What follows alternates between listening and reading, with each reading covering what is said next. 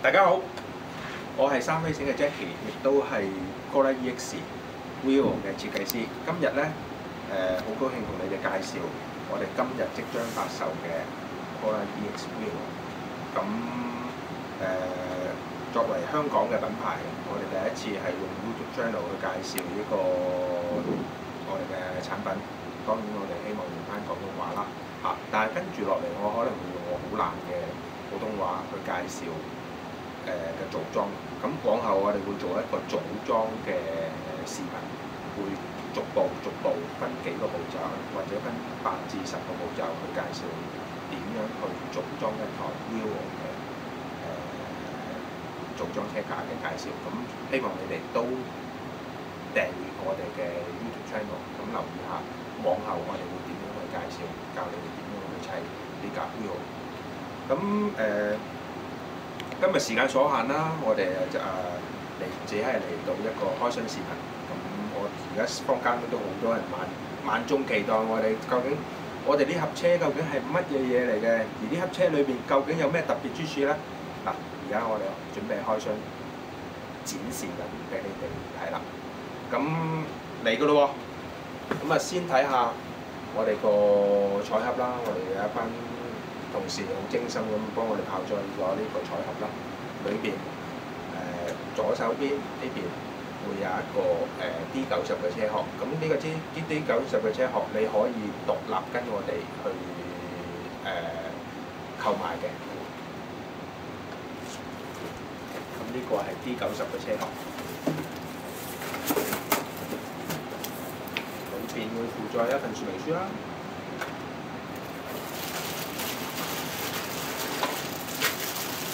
同埋一個D90嘅車殼，咁你哋可以留意下啦。如果你哋有興趣嘅，可以一併選購呢一個產品。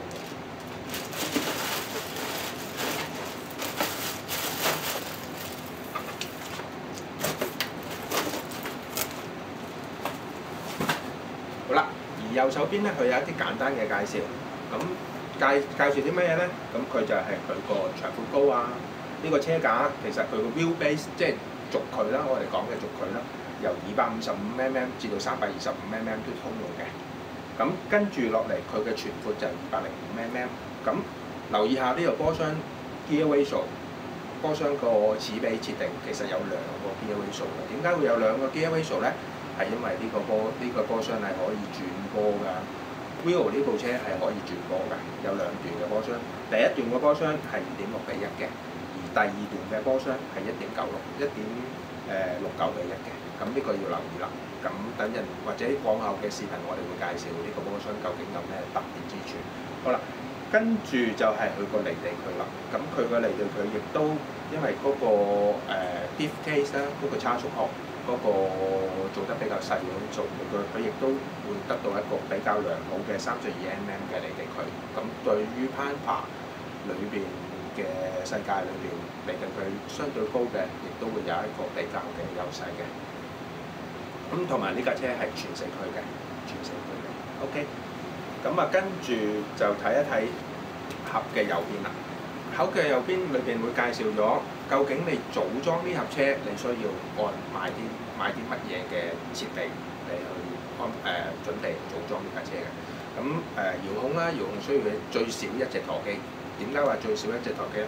因為如果你係想玩轉波嘅 Channel 3嘅轉波嘅動作，咁你係需要2隻舵機嘅。咁但係基本上1隻舵機你已經可以組裝到一架已經會行會走嘅 Corolla EX Vivo。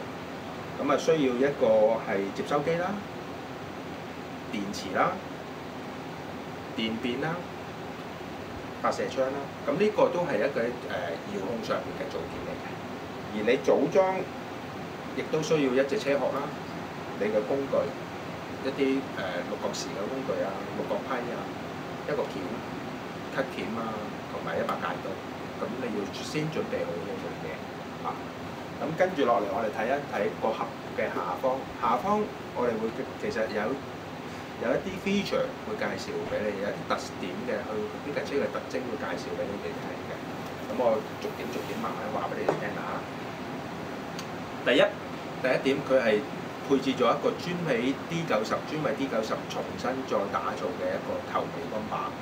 咁佢係完全切合我頭先介紹嗰個車殼嘅泵把㗎。咁你可以直接用呢個泵把裝上去就較為像真啲嘅，包括一個尾泵把。咁第二點咧就係、有一個 basic waterproof。點解話 basic？一個基本嘅防水艙啦，就俾你嘅遙控點可以安放喺入邊嘅。咁當然你可以要做一啲特別嘅技巧，日後我哋都會詳細啲介紹點樣可以令到呢個防水艙更加可以做到更大嘅防水效能。咁第三點就係佢其實大部分佢只係講呢架車裏邊嘅齒輪其實全部都係一啲金屬齒輪嘅，只係一隻 spare gear， 個 spare gear 就唔係金屬齒輪。其餘嘅所有嘅齒輪，包括佢嘅 diff 機裏邊嘅齒輪啦，transfer case 裏邊嘅齒輪都係金屬齒輪嚟嘅。咁耐用度冇必要去治佢嘅。咁就另外第四點就係全車係會採用7mm直徑嘅連桿。咁呢個連桿個粗度係比較合適用於呢個萬拿車。咁我都相信佢個耐用度已經係有一定嘅保證嘅。第五點，因為第五點係一個隱形惡處嚟嘅，因為一架象真嘅萬拿車，我哋都唔希望有一啲殼處會突出嚟，我哋或者要穿一啲傳統嘅我哋叫 R 邊嘅嘢啦，殼夾嘅嘢啦。咁所以今次係特別為佢打造咗一個隱形嘅殼處嘅，咁係用一啲磁石型嘅接合方式去固定翻你嘅車殼㗎。咁都在於外觀上，對於一架象真嘅萬拿車，對於外觀我哋都同樣要重視嘅。咁第六點啦，就係15mm 嘅 Big Bore 嘅油壓，咁佢係一個大直徑、大油量嘅油壓，咁對於吸震效果係相對理想嘅。你哋都可以睇到我哋之前放出嚟嘅視頻，其實呢架車嗰個攀爬性能喺一啲石仔路嗰度行，我哋見到個圓滑係非常之理想嘅。咁呢個75mm 亦都適用於一般1:10裏邊嘅萬拿車架啦。咁你哋如果覺得滿意嘅，亦都可以獨立選購一啲去改裝你自己個人風格嘅萬拿車啦。咁第7點就係1.9嘅 Badlock Rims 輪胎啦，同埋車鈴。咁留意下條車鈴啦，同埋條車胎都係花咗我哋唔少開發嘅心血。條車胎係一個象真嘅設計嚟㗎，咁你哋留意翻啲 detail 位，希望你哋可以有另外一個角度去欣賞我哋究竟係點樣用心啲去製作呢部車。第8點係佢個轉向杯同埋個 diff case。頭先講咗 diff case， 我哋係盡量做到個直徑係細啲嘅，咁佢所以會得出一個較好嘅 balance， 個離地佢會比較好啲。而個 knuckle 佢係會已經設有12度 kPi 嘅轉向，咁呢個會令到嗰個轉向效能會提升。咁第9點係1.4mm 厚嘅金屬型 C shape 嘅一個支架，咁佢一個比較厚嘅支架，咁所以對於攀爬車嗰個滾動性啊，再各樣嘢嗰個強度都相對會提升嘅。第10點係一個2.0嘅 FRP Adjustable 嘅 Battery Tray， 佢係一個玻璃纖維嘅電池架。咁佢扣住佢係需要一個 O-ring 去扣住個電池嘅，而呢個電池架亦都有好大一個伸縮性俾你哋，佢可以用到市面上一般我哋而家講緊嘅短電啦，或者標準電池兩隻7.4W嘅電池，你哋都可以選用到喺呢個電池架度嘅。咁第11點啦，係一個我哋呢一次個呢個特色嘅地方啦，就係一個最特色嘅地方啦，就係可以有一個轉兩個軸嘅波箱，而佢中間都會參考咗象真嘅波箱，多咗一個 transfer case 嘅。咁呢度有一個特別要提一提，其實裏邊佢呢個波箱裏邊個 spare gear 係特別啲嘅，係會用咗一個internal gear 嘅設計，咁會令到個摩打個 CG 會再放低一啲，咁就會得到一個更加好嘅且對於玩象真嘅朋友，因為個摩打放低咗，佢擺個空間亦都相對會充裕啲。咁對於擺一啲象真車殼嘅，你哋去選購你哋自己嘅象真車殼去放落去，相信嗰個彈性係會更加充裕啲嘅，個空間彈性會更加充裕啲嘅。第12點就係佢個 C 座同埋個甩稿啦。頭先甩稿輕輕講過啦，佢會有12度嘅 KPI 嗰個已經設定咗12度 KPI 㗎啦。咁同埋佢個呢個係Caster Angle， 佢應該中文係應該係主銷傾角。咁佢係有0度至到20度嘅主銷傾角。咁係呢個你可以好彈性去隨意去調校㗎。咁就可以令到你嗰個前轉向個連桿係得出一個較好啲嘅 balance。咁仲有呢架車其實係可以校camber angle 係可以校嘅嚇。咁跟住落嚟，我哋睇一睇盒底啦。盒底就係其實係一個車架完成咗嘅展示嘅視頻嚟嘅。咁你可以睇一睇你組裝好嘅車係你組裝好嘅 wheel 係咪咁嘅樣子啊？好啦，咁我哋嚟㗎咯喎，大家都好期待我哋去開箱。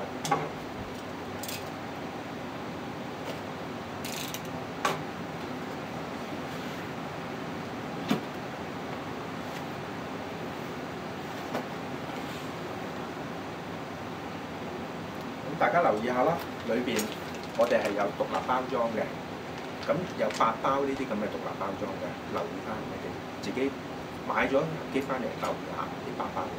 咁第一包佢哋會寫住 back 印嘅，呢度會寫住 back 印。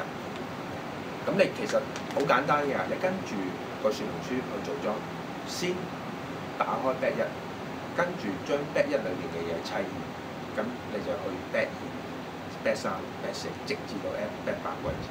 咁應該你去到 back 8，你就會將你架車架完成㗎。咁其實一啲都唔難嘅。咁大家留意下我哋日後嘅視頻，話俾你聽點樣可以組裝到呢架車。對於新手嚟講，其實一啲都唔難嘅，你哋留意下。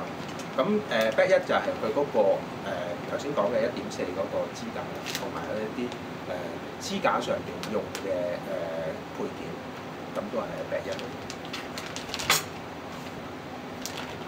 跟住落嚟咧，就係 back 2啦。back 2你可以留意到，我哋今次係選配咗一個32箱嘅摩打俾你，540 size 嘅32箱。而特別嘅嘢就係佢一條較為長啲嘅電源線。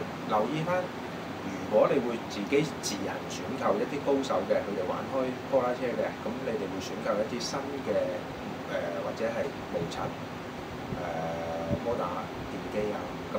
你要準備係一條較為長少少嘅電源線，呢個需要你哋留意㗎。咁 back 2係一個所有嘅摩打所有嘅波箱嘅都係 back 2。OK， 嚟到第3包嘅袋啦。咁第3包嘅袋就包括咗佢頭先講嘅7mm 嘅連桿配件，咁同埋。佢裏邊包括一啲金屬瓦啦，仲有留意翻呢架車係包全車啤嚟嘅，而呢個全車啤咧，我哋今次係採用Weber Seal嘅啤嚟，咁佢喺防水性係相對係較強嘅，因為都考慮到你哋玩呢啲 Cola 車，你可能會行下山啊，或者行下啲水嘅地方，有啲小溪嘅地方，咁都對於佢嗰個防水性Weber Seal 我哋都考慮到嘅，咁你哋自己留意下啦。第四代就係個diff嗰個差速殼，咁呢個係較為細體積嘅差速殼嘅，咁日後再慢慢同你哋介紹啦。第5代咁就係我頭先講嘅75mm 4支嘅大容量油壓，就係第5代裏邊。咁佢包括一個固定式嘅調度啦，咁裝起上嚟都幾型睇㗎，留意下咯。第6代就係頭先講嘅個 battery tray，呢個 battery tray 盤市面上一般買到同7.4 W 嘅短電或者長電，佢都可以有唔同嘅對應方法去組裝嘅。咁你留意下，留心下個說明書入邊點樣介紹啦。咁裏邊亦都有一個遙控盒，咁係一啲簡單嘅防水設置嚟嘅。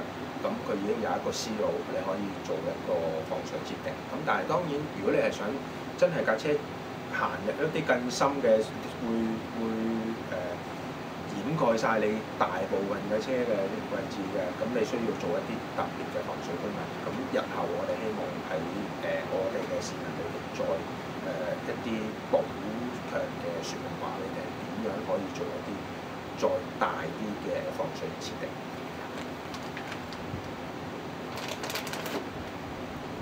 第七包就係頭先講嗰4條，我哋花咗好多心機去開發嘅橡皮呔同埋佢嘅橡筋車鈴，而且佢係跟咗，因為想個 backlock 會睇得起嚟更加醒目，我哋會跟咗一大堆金色嘅螺絲 highlight 到 backlock 嘅外面嗰啲螺絲嘅，咁你留意下啦，呢個。第8就係隱形殼柱嘅配件，同埋專俾 D90用嘅頭泵把同埋尾泵把。咁仲有啦，你要留意嘅就係我哋送咗2條，呢2條延長線俾你。呢個係 servo 嘅延長線，因為EX 個 servo 係擺喺個車頭裏邊，而個接收機係擺喺個車尾嘅部分。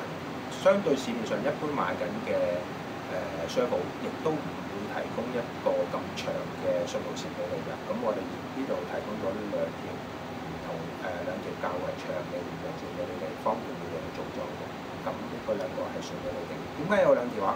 係因為有一條係俾你哋一啲高階嘅玩家，佢可以配置一個轉波 channel 3嘅轉波嘅功能。咁其實你可以用呢2條線去組裝你嘅wheel。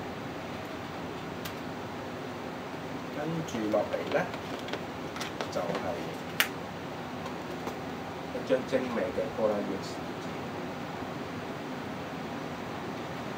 去到最後，亦都係最重要嘅嘢啦，就係 Polar EX 嘅說明書。關於說明書，我哋呢度會多少少提到呢個說明書嚇。先將個盒放翻好些。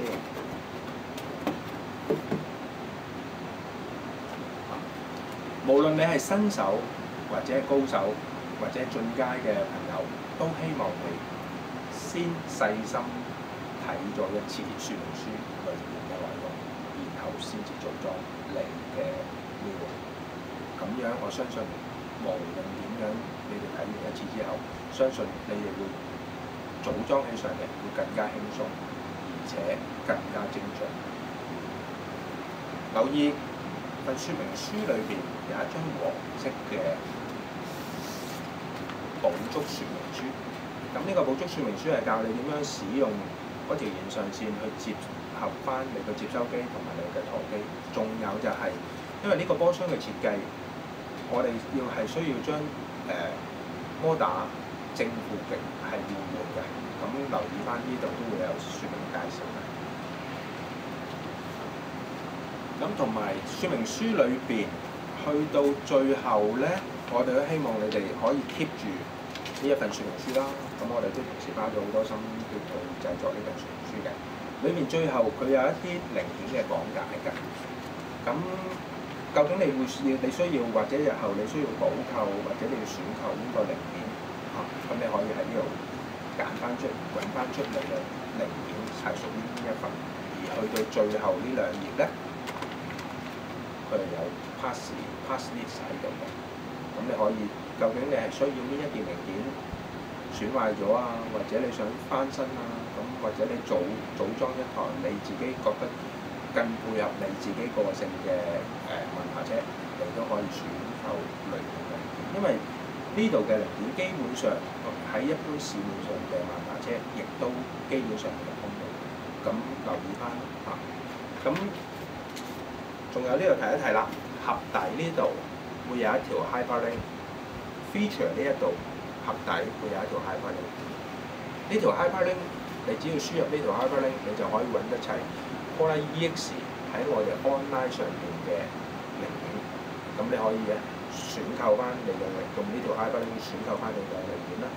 仲有今日開始發售，我哋個 Corolla EX Vivo 個建議零售價係1270蚊，而上嚟我哋火炭公司選購嘅係會有95折嘅優惠㗎。